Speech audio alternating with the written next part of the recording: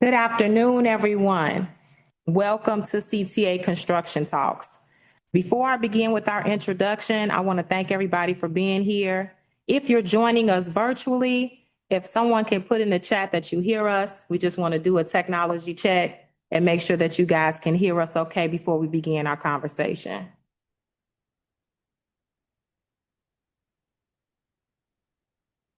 So again, if you're joining us virtually, feel free to drop in the chat that you can hear us.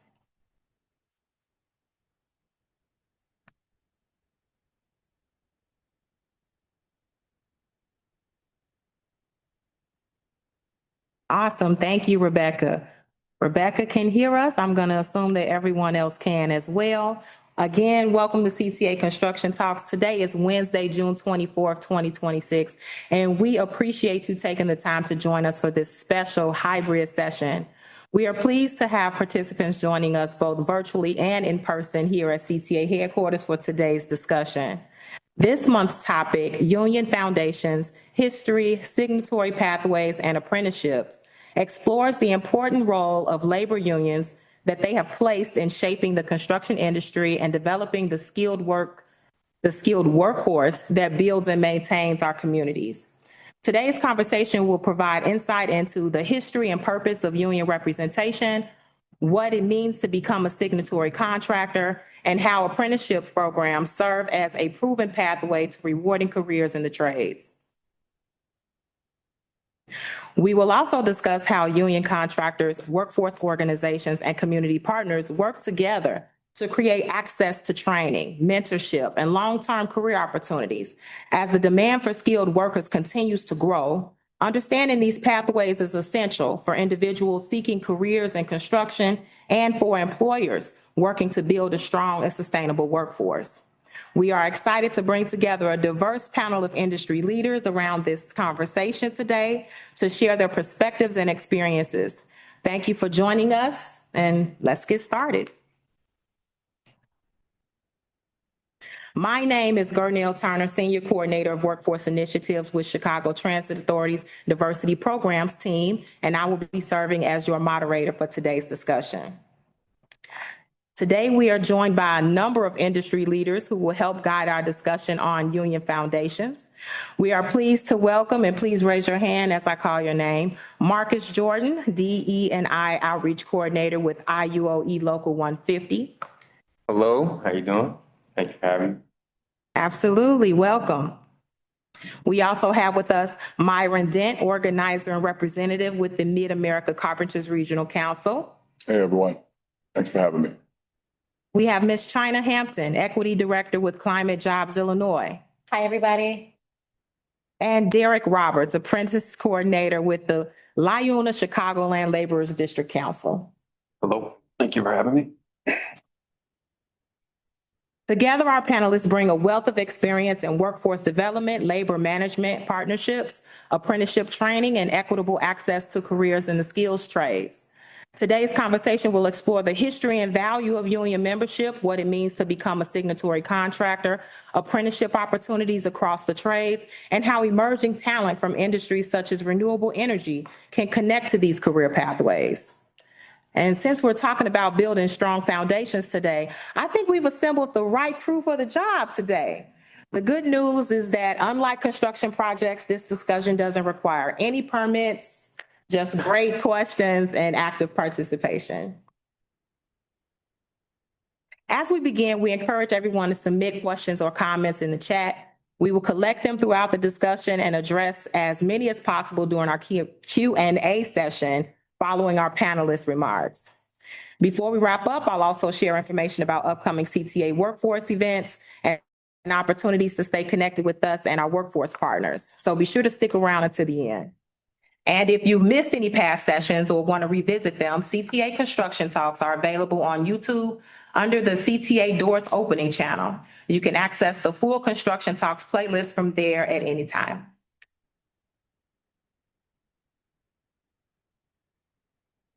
If you're joining us for the first time, Construction Talks is a virtual webinar series and outreach initiative hosted by CTA Diversity Programs Workforce Initiatives team.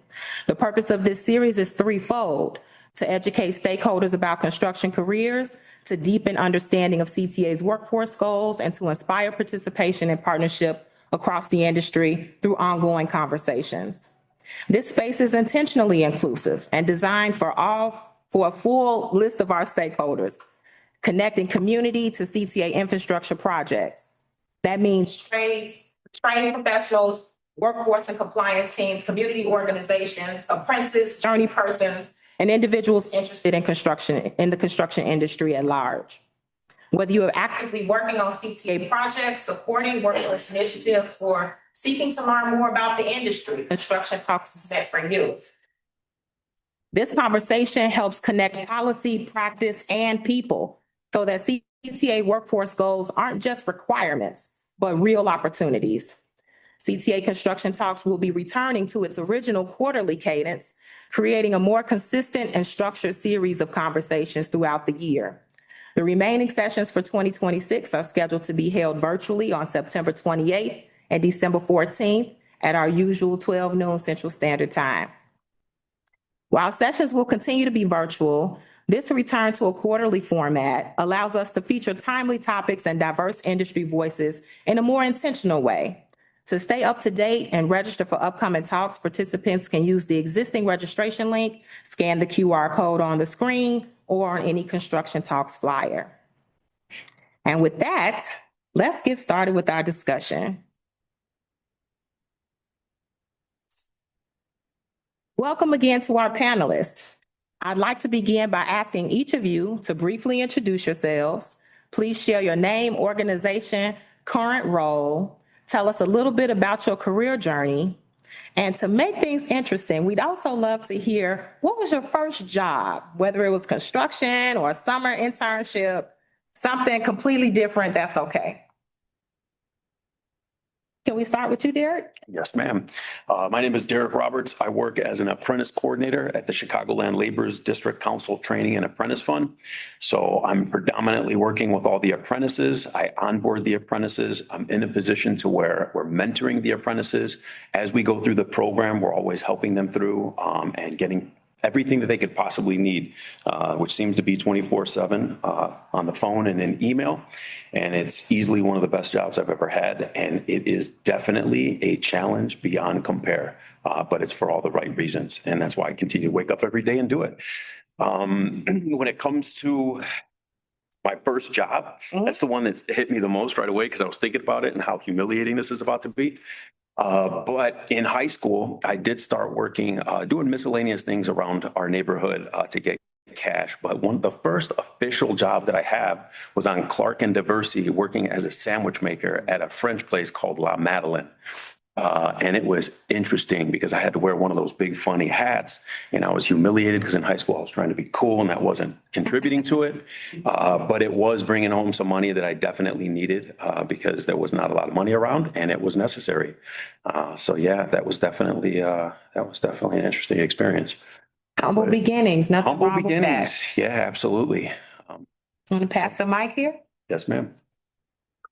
Morning, everyone. Well, afternoon, everyone. My name is Myra Dent. I am a business rep / organizer for the Mid-America Carpenter Regional Council, more especially Carpenters Local 1. And I started my career in the year 2000. I came on as a second-year apprentice. And because it was the second year, it means that I came in with 2 years credit from a vocational training school. So it can happen for those out there listening. Finished that apprenticeship and became a steward. I was a union steward for the carpenters for about two decades. And then I became a foreman, started running work. So my career, I've seen it all, from the apprenticeship, the union leadership roles, and then to the company leadership roles. And I'd say my first job, and this was strange for me, it was the men's maximum security prison in Thompson, Illinois. I don't even think that place is still open. That's how long ago it was. But the state was running into some financial issues then, and they weren't able to open it, but it was built. It was built union. Thank you. Thank you, Myron. All right. So hello, everyone. Again, my name is Marcus Jordan. I am an operating engineer by trade. I also work for the Operating Engineers Local 150. And then I also represent and work for the Indiana, Illinois, Iowa Foundation for Fair Contracting, which is a labor management organization that's comprised of the signatory contractors underneath the Operating Engineers Local 150. I represent them as their diversity, equity, inclusion coordinator. Man, it's an amazing honor to be able to do it. I got my start running through a pre-apprenticeship program, and now being able to facilitate other pre-apprenticeship programs so that way I can see more young men and women that look like me transition into the trades. So for the question of my first job, I'm gonna give you two answers to that. So my first job, being a Chicago kid, my first job actually was selling burnt CDs off of Central and North Avenue. So that would have been my first actual job where I saw money. But my actual job where it was consistent and that built character, I was sent to a boys' home and in Texas, in Bellmead, Texas, and I got the honor of being a ranch hand in Lott, Texas. And everything that you can think of that comes with that, from putting up fence line to taking care of hogs and cattle to baling hay. So yeah, I would say those two things were what I'm gonna sit there and commit to. Okay. I don't know if I can follow that, but I am China Hampton. I am the Equity Director for Climate Jobs Illinois. We are part of the Illinois AFL-CIO. So I have like a twofold role. One, I work on the Climate Jobs Illinois side, where I develop strategic initiatives as it concerns diversity, equity, and inclusion for individuals that are looking for access and opportunity into the clean energy sector. So we have a coalition of organizations that we work with, a lot of them up here now: laborers, carpenters, electricians, operating engineers, plumbers. We've got the teachers as well. We partner with them to ensure that as a wave of clean energy careers is coming to Illinois, individuals that are from these economically disadvantaged areas have access and opportunity. As I said, my role is twofold. So with the Illinois AFL-CIO, I also work with them statewide with all of the unions that we represent to ensure equity, diversity, and inclusion. So working with them on creating pathways and programs to ensure that, again, as individuals have piqued interest in the construction trades or piqued interest in learning more about the building trades, we provide that access and opportunity. One of the building trades that I will note, shameless plug, because of the work that we've done, is the East Central Building Trades in Champaign, Illinois. One of the things that we did as we were working on the clean energy sector was try and figure out how we can have more of our unions partner to actually be the individuals that train the individuals that they want to see that are a part of their unions. And so the East Central Building Trades are one of our trainers to train individuals to go directly into their unions. So you've got individuals that are going into the plumbers and pipe fitters. You got individuals going into the carpenters, the laborers, the iron workers. So shout out to the East Central Building Trades that are doing amazing work on that. And so I actually got my start in construction through a youth build program in Auburn Gresham. And so I was able to work there. I did that for a year, working with at-risk youth. And then an opportunity came about here at CTA to work with the RPM project. So really happy to be back home. My first job was working at the Chicago Summer Business Institute. That was an internship. I was 15 years old. And it really gave me clear and concise direction as it concerns what it meant to work in an office setting, how to dress for work every day, how to be able to communicate with colleagues and things like that. And I really believe that being a part of that program set me up for the success that I have today. Awesome. Thank you so much for sharing that, China. And we do have Fletcher Holmes with us virtually. So Fletcher, please do introduce yourself, including who you are, your organization, and your first job. Good afternoon, everyone. I apologize for not being there. I got some other stuff that came up, so I had to be here for that. My name is Fletcher Holmes. I'm an ornamental iron worker from out of Local 63. I've been a member for 35 years.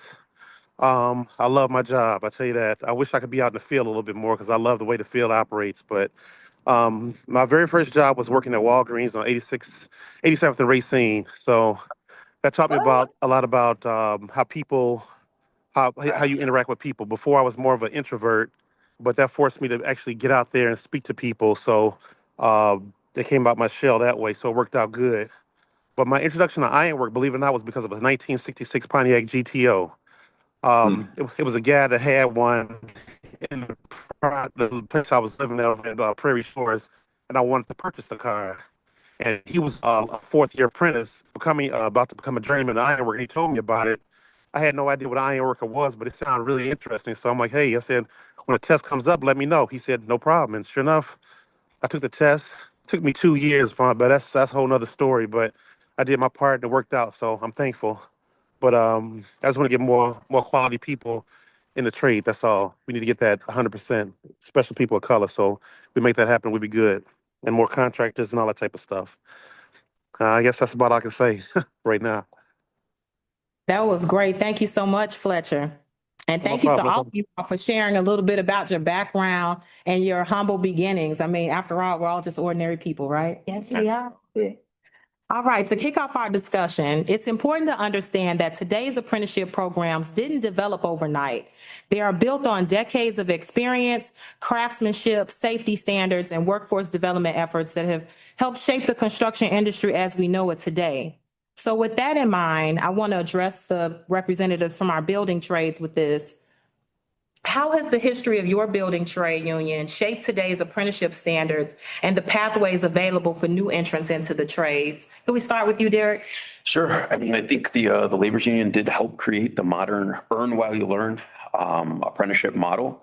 It advocated for standardized training, safety education, the wage progression, and career advancement opportunities. So in Chicagoland, that legacy is reflected through LIUNA, which has provided structured classroom instructions, hands-on training, industry certifications, and we do have the basis of going through the different progressions of percentages. So yeah, I mean, and we've had, training center's been around for almost 40 years, so we've definitely contributed. For sure. Myron, same question for the carpenters. The UBC stands for the United Brotherhood of Carpenters and Joiners of America. They demonstrated that training would be vital. We knew it would be vital coming up in the future. So what they did to make sure that that the carpenters would be relevant, was they maintained the state-of-the-art world-class facility in Elk Grove Village and the one that we have newly constructed in Las Vegas, Nevada. For our new members, older members, retirees, apprentices, for them all to go in, get the training that they need in the specific area of carpentry that they're looking to get in, because carpentry is fast, so they can go and get that training either in Elk Grove or in Vegas.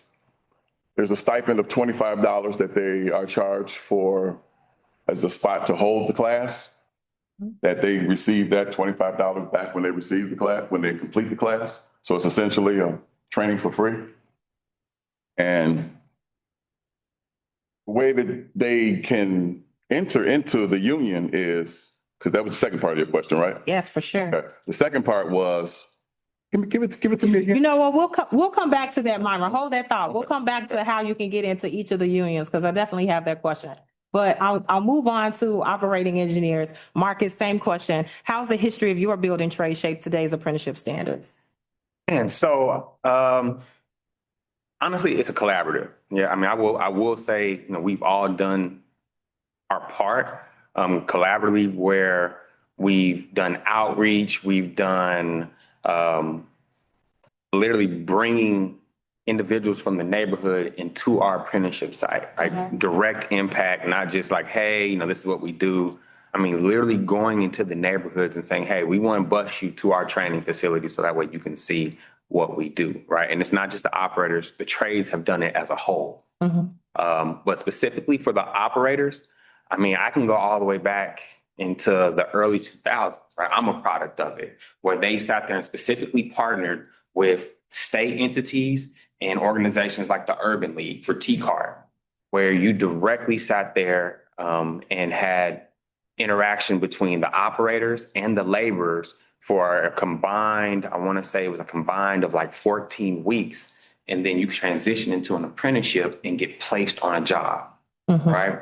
All the way to partnering with your community organizations and saying, hey, we understand that these are the barriers that you have within your community. How can we directly support, right? Not just by a check, but actually showing face, making sure that, hey, it might be some sewer and water issues that you have, but we might need to sit here and use our labor resources to dig that up for that community. And then most recently, we have a program called Hope Academy. Right. So what Hope Academy is, it's on the west side of Chicago. Chicago Hope Academy is the full name. It's Local 150, IBEW 134 in La Una, right? Where we sat there and we created a 2-year program for juniors and seniors to sit here and learn everything around construction trades and union trades, specifically for those 3 programs as well.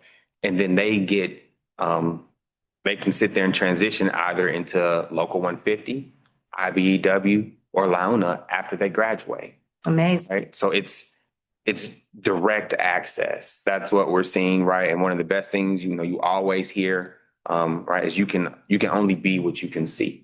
Yeah. So that's something that is a model that our president, business manager Jim Sweeney, firmly believes on. The executive director of the IIIFFC, Mark Polis, he firmly believes on. He's allowed me to take that initiative and move it forward. So I would say that's what we're doing. Amazing. Fletcher, same question to you. How has the Ironworkers Building trade shaped today's apprenticeship standards? Well, I'll tell you like this here. I'd be real with you. For the longest time, they weren't doing really too much anything. It was more nepotism, things of that nature, and people they knew.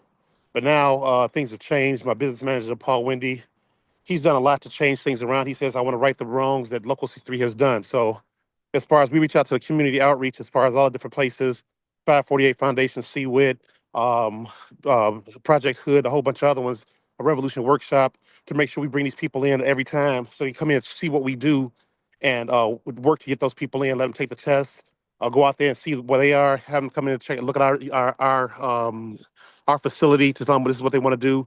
Some, they say, oh, no, I don't want to work high and all that type of stuff, but we still recommend them to go and try a trade regardless, no matter what. That's the main thing that I see from all of us. We might have our respective trades we do, and we all gonna say, hey, we got the best, but I just want to make sure we got people of color doing these high paying jobs and make a lot of good money here. Some of this generational wealth we dealing with. So that's about, in a nutshell, that's what we do. Well, thank you, Fletcher, for that candid and transparent response. I'll keep it right here with you for our next question. We all know that workforce needs are continuing to grow in construction and infrastructure, so recruitment remains a critical part of building strong talent pipelines. Everyone wants to know, where are the jobs, right? You kind of alluded into this, Fletcher, with, IW 63 wanting to right wrongs and create opportunities to different diverse populations. Tell us, is your union currently accepting applications? If so, how can candidates get more information? And what recruitment strategies have been most successful in attracting qualified candidates? Okay, so basically what we do now is, before we used to have our take our test like maybe once every 2-3 years, but now we have it open year round. So you can take it 4 times a year, every quarter. All you do is go to iwlocal63.com, and there's a page right there that tells you, becoming an iron worker, and whether it be on the fence side or the building side.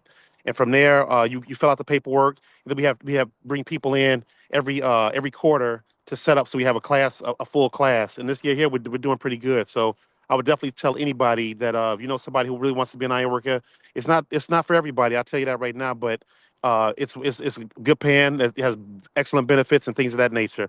And I'm sorry, what was the second part of that question you said? I want to make sure I got that right.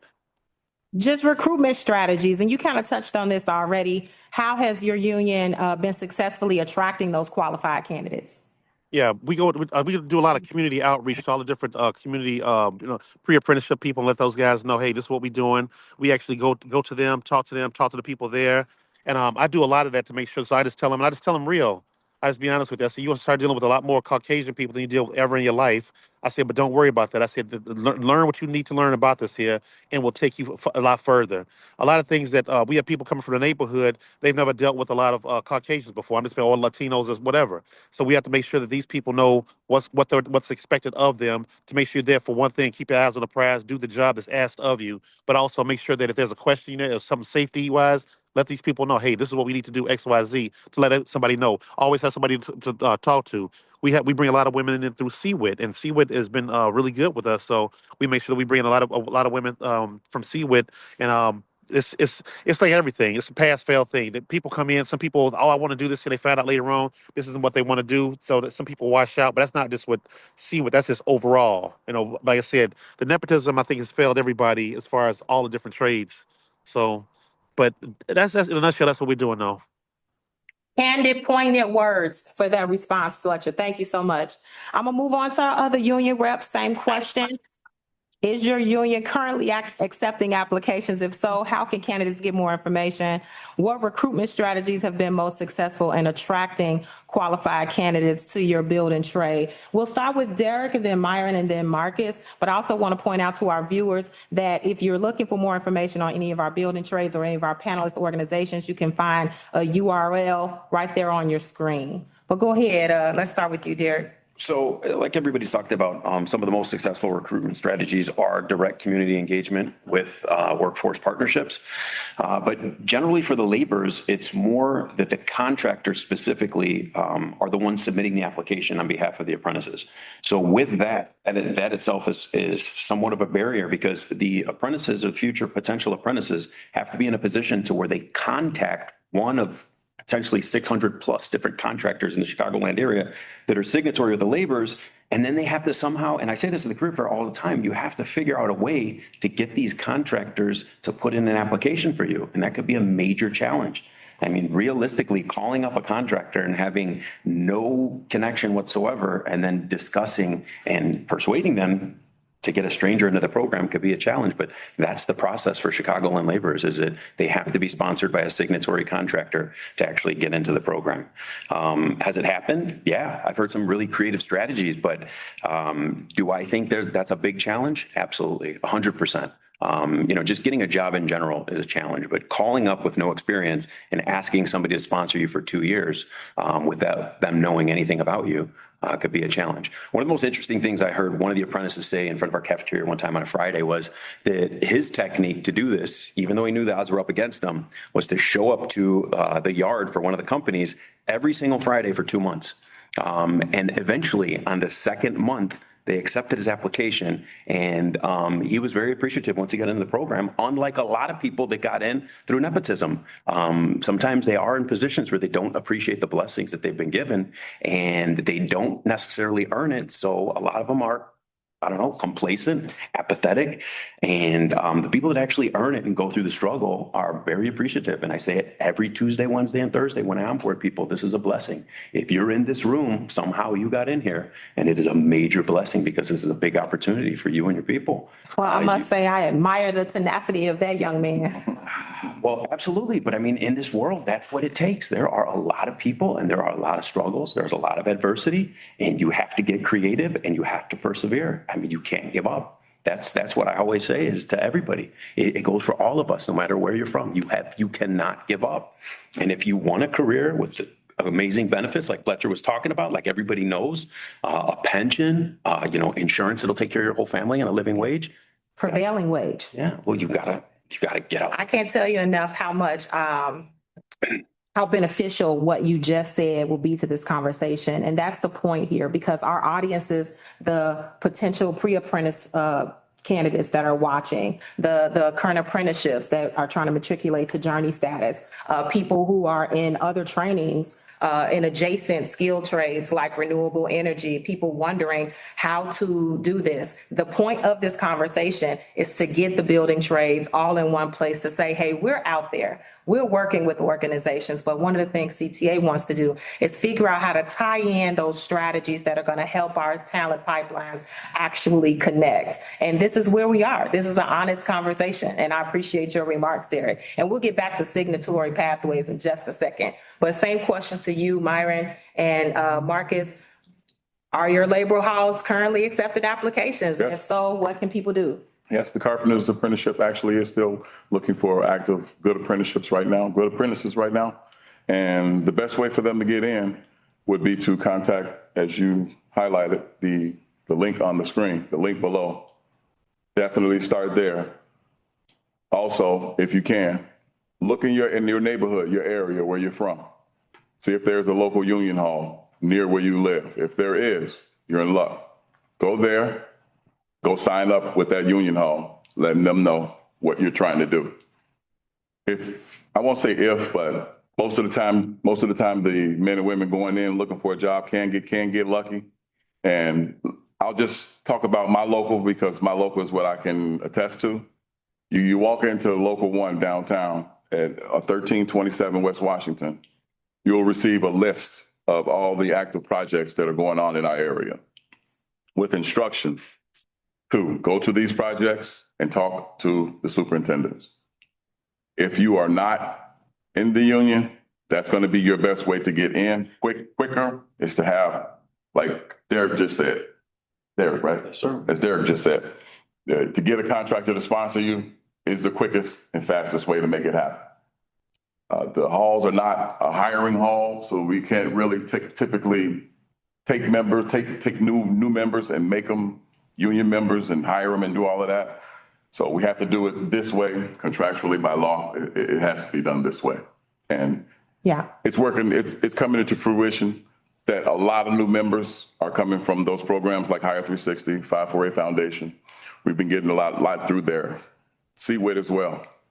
Awesome. CWIT is Chicago Women in the Trades, right? Yep, that's Chicago Women in Trades. I love that you guys are mentioning so many of CTA workforce partners, Chicago Women in Trades, Revolution Workshop, Metropolitan Family Services, Hire 360. Those are partner organizations. So I'm sure it's gratifying our leadership that's in the room. They have a direct And others on our team. Oh, Yeah, direct pipeline. that we're in partnership with the right community-based organizations that can connect people to USDOL apprenticeship opportunities. Marcus, real quick, operating engineers? Yeah, so the operating engineers are set up a little bit different than the other two, than the laborers and the carpenters. So our union is what's called an exclusive hiring hall.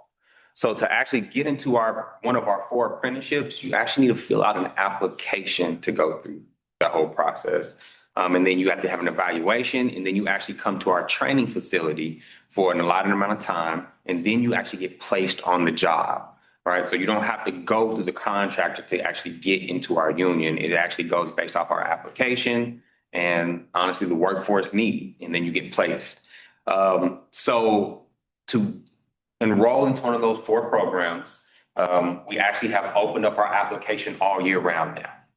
You would go to asaplocal150.org, or you can literally just Google local150.org, go on our union website. You'll see something that says apprenticeship. You can click on that as well, and then it will take you to asaplocal150.org. And then you just basically fill out the application, pay the application fee, fill out that process. We'll give you a call back based off your score, and you start your journey into an apprenticeship and then to a journey worker. So actual strategies behind that, again, like I said, ours almost runs like you're trying to get into, honestly, a D1 or Ivy League college, right? Because everything is application based to get into the actual apprenticeship. So the strategy is to work with community partners, schools, honestly, any and everyone that has some type of educational component that can sit here and help the individual have the strongest application possible. So that way they can be competitive to the 5,000, 7,000 applicants that sit here and apply for us. So that can be everything from directly partnering with J. Rowell and Hire 360, right? Where we have I told you we have 4 programs. One of them is geothermal well drilling, right? Where they sit here and create a curriculum that runs in line with ours. So that way, when an individual gets done getting all their Illinois Works or CJA related curriculum under Hire 360, they'll score higher on the application process with us because of all the education that they get. So much for that, Marcus. I know a lot of folks are interested in operating engineers. You guys are the ones that are out there on the project sites working that heavy equipment and all of that that's going in the air. And it's really the core of construction. And it's a high demand apprenticeship. And thank you so much for those strategies. I want to switch gears just a minute to China, who's been patiently waiting over there. Listening. I'm so glad to hear that. But I want to hear from you, China, because the Climate Jobs Illinois has been working to expand clean energy work, solar, transit electrification, grid modernization, et cetera. Tell us a little bit about how Climate Jobs has been working to strengthen alignment between pre-apprenticeship programs, community-based workforce partnerships, similar to what our building trades are doing, and employers, and how you're ensuring that participants truly are prepared for long-term placement and advancement. Yeah, so I think this is a great opportunity for me to piggyback off of what Marcus just mentioned. So we partner with Hire 360, Jay Rouse organization. So we partner with Hire 360 to ensure they were recently awarded the Climate Works Pre-Apprenticeship Program. What I can say is the governor's office, as well as the Department of Commerce and Economic Opportunity, which is DCEO, was very thoughtful in how they wanted to ensure individuals were prepared to go into these pre-apprenticeship programs and then essentially go into apprenticeship programs. So what we did at Climate Jobs Illinois is partner with Hire 360, where we wanted to ensure that they were able to extend their reach not only into the northern part of Illinois, but also central and southern Illinois. Hire 360 has 13 partners across the state that they partner with to ensure that they are training individuals to get them ready for careers in the clean energy sector. So these are organizations that are faith. These are nonprofit entities that are in central and southern Illinois, where they're working with them, community colleges as well, where they're working with them to prepare them to go into, as we mentioned before, laborers, operating engineers, carpenters, preparing them to go into there. So we started with just kind of really doing a lot of organizing work. So I think one of the panelists mentioned what's really important about that work is being able to be boots on the ground, going into these communities, seeing who they're actually talking to, seeing what entities that they actually feel comfortable partnering with. A lot of that is like the biggest part of the issue is you just can't go into a community and say, hey, I'm here. Yeah, just trust me. I'll help you get a job. No, we already were working with already established entities, and we were saying, hey, we know that you may be a smaller established entity. How can we ensure that you're able to expand your reach or have you work with the building trades? And so they were really excited to be able to work with us on that work. And as a result, Hire 360 has been working with the Climate Works Pre-Apprenticeship Program. I think that this is year 3 for them. And they're moving forward with that, but we're excited to continue partnering with them and their partners across the state to provide that access. Awesome. Thank you so much for sharing that with us, China. All of these great notes about pipeline and partnership strategy brings me back to the signatory pathways. The workforce team here at CTA believes that signatory contractors can play an essential role in creating opportunities on construction projects. And for those who may be unfamiliar with that term, a signatory contractor is a company that has entered into an agreement with the union and agrees to follow the terms of that union's collective bargaining agreement, including wages, benefits, and apprenticeship participation requirements. So with that context, Derek, if you could take this question for us, and then for time's sake, we're going to move into our final question after that.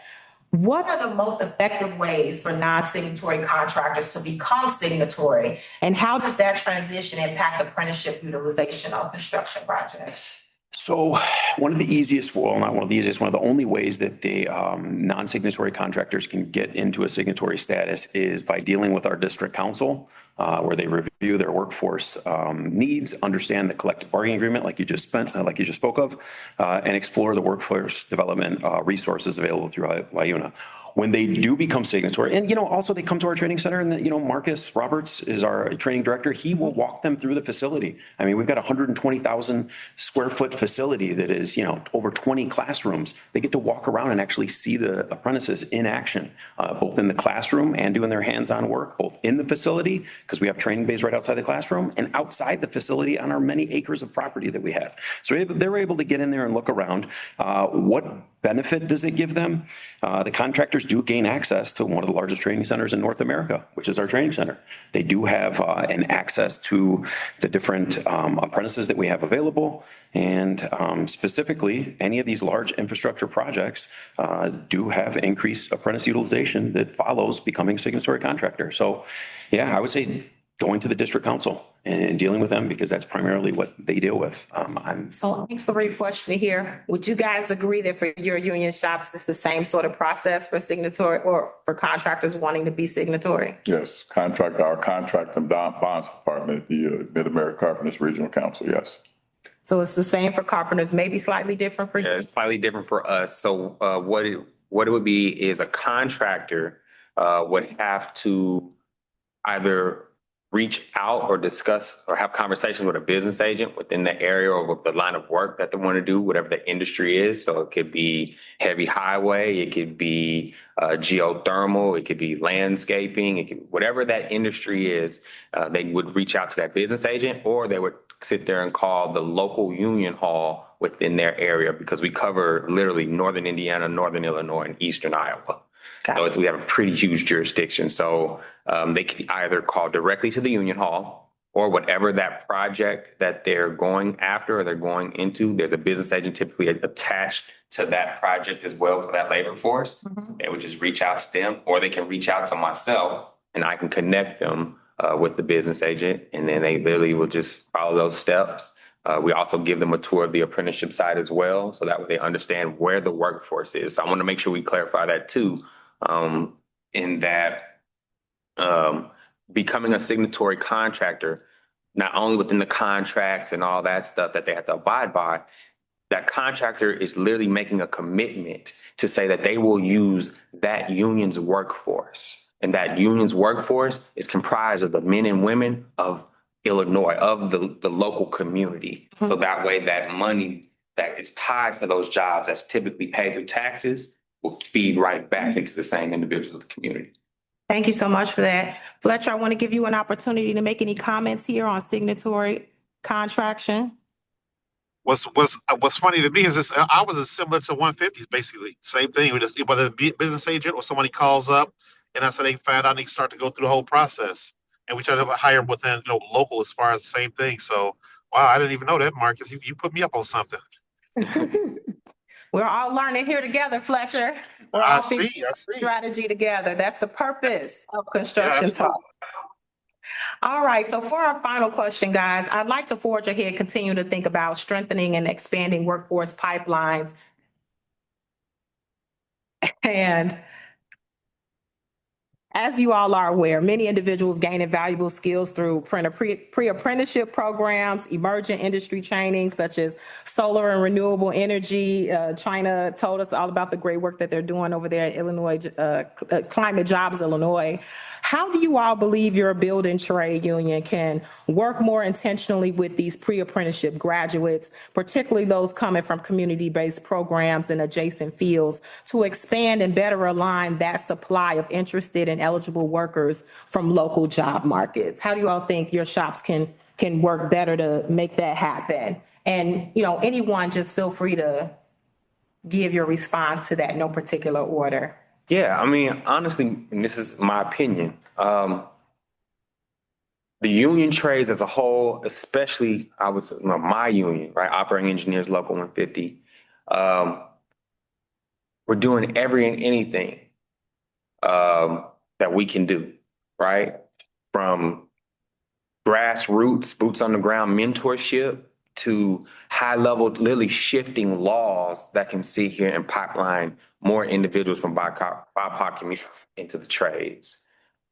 But I don't say that to say there's nothing more that we can do, right? There's always more that you can do. I think, honestly, I think it needs to be a shift for everyone to where we typically focus on the high schools, right? High school is always when we start trying to explain and expose. I think that the trades as a whole can start figuring out, hey, we need to start doing more exposure into actually these middle schools, because when you're in middle school, that's when you're going to start making decisions on what your electives are in high school. And typically trade courses and classes are not part of the core curriculum of CPS or other school districts. It's typically an elective. So now if we can get to those students at their 8th grade year or 7th grade year, now they're more prepared on, hey, what does this practice math look like now?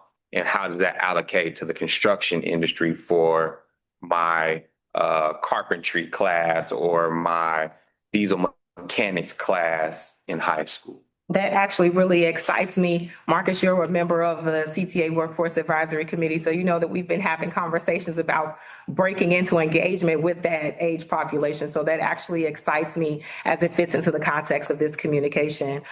Really quick, anybody else want to share? Sure. I'll jump in and share my experience. My experience has been with the council. I've actually had the pleasure of being sent to Simeon High School, and last few months we had the Chicago Public Schools sent out 400 students to our training facility on the south side on Union, 21st and Union. And there we had 400 students going through concrete, nailing, drywalling, and other material handling that we were circling them through. And this is just some of the ways that my council is trying to bring what we do to the community. Mm-hmm. Not only talking about it, but let's get these kids some hands-on. Let's get their hands touching some of these concrete forms. Let's get their hands touching these screw guns. We invite you to our annual pre-apprenticeship fair next year, Myron. And I would really love it if we can get some demonstrations going. So that population can not just hear about it or take papers from a table to learn about the program in writing, but actually see and be able to interact with what that work will feel like in the years to come for them. Oh, yeah. Definitely. Awesome. Thank you. China, you mentioned the wonderful strategy and strategic work that's happening with Climate Jobs Illinois, how you guys are partnering with the construction sector to continue to develop pipelines for the opportunities that are available in this in-demand industry. I want to thank you so much for your contributions today and for being here and being a part of this conversation. Derek, any final thoughts here about strategy, about what the laborers can, you guys are already doing great things. Sure. But any final thoughts here about actually, strategy? after listening to everybody else and like putting all this into my mind and thinking about it, what popped in my mind immediately is what I typically do when we do visit all these career fairs. And what I do tell the young people when I have 10 of them standing around a table, I can hand them the papers like you talked about. We can look at the money, we can look at all these things. But even Myron, like you talked about, they need to touch these things. They need to walk around and see what it feels like. But even more so, aside from that, let's add something else to it. Let's explain to them what it's doing for them. Like when we do speak about being a human being and what having a job is, but also going through all these obstacles is going to make them more resilient human beings with true self-confidence, because you're going through so many obstacles in a normal day, dealing with the heat, dealing with the cold, dealing with the material, dealing with your family stuff, dealing with life. And then as you keep going, you see different levels of yourself. You start to believe things that you didn't know were possible because you have experienced these things and you got through it. And I think that's what the youth needs to hear is they're building themselves. They're building their character. They're in a position to where it's not just a job. You're building something that might help the rest of your lineage. I mean, you might be the first one like me that has made a career. My family didn't do that. And I think that's a big deal the kids need to hear. It's not just about the job. It's about who they're becoming. And for sure. It needs to be articulated to them more often. We're all here in the human experience. Very well said, Derek. Thank you so much for that. At this time, I'd like to open up the floor for any questions. I've checked the chat to see if someone had a question. I'm seeing none right now. But if you'd like to submit any questions, there's some contact information up at the end that you can feel free to utilize, and I'll make sure that you get a response. Moving right along here, upcoming events for CTA workforce initiatives. We have our summer semi-annual workforce outreach event that's scheduled for Wednesday, August 5th from 10 to 12. We'll be at the Shine Bright Community Center on the south side, located at 8560 South Cottage Grove. The QR code next to that information is where you can pre-register to attend or vendor as a guest to come and meet with community in that area and talk about resources that your agency may have. You'll also learn more about current CTA projects and the progression of those and what the workforce outlook is for those projects at that event. We have our Fall Citywide Career Fair that is scheduled for Wednesday, September 30th. It will be an in-person event from 10 a.m. to 2 p.m. Our location is to be announced, but stay on the lookout for more location information about that. And finally, our construction talks will continue on a quarterly cadence. Our next date will be Monday, September 28th, where our topic will be preparing for jobs in construction. What's different about resumes, interviews, and more when you're doing that? And you can register for that construction talks using the QR code next to that information there on the screen. And finally, how to stay connected with us. We want you to check your email for upcoming CTA outreach events, including our construction talks. For job openings with CTA construction contractors, please connect with our placement partners, Chicago Women in Trades and Hire 360. The logos are there on the screen. You can visit our CTA jobs opening website for more information on opportunities with CTA and internships at www.transitchicago.com/careers. You can also follow us on social media. We're on LinkedIn, Facebook, Instagram at the tags that you see here. And again, if you have any follow-up questions or questions about our upcoming events, you can reach us at workforceinitiatives@transitchicago.com. To see all CTA construction talks, again, you can visit CTA Doors Opening on YouTube, click the Construction Talks playlist. And thank you again for joining us. I want to thank you for being with us today, all of our panelists, including you, Fletcher, who's joining us virtually. We hope you'll join us again in September for our next talk, everyone out there in the virtual Zoom land. And until then, stay safe, stay mobile, and stay connected. Thank you. Thank you.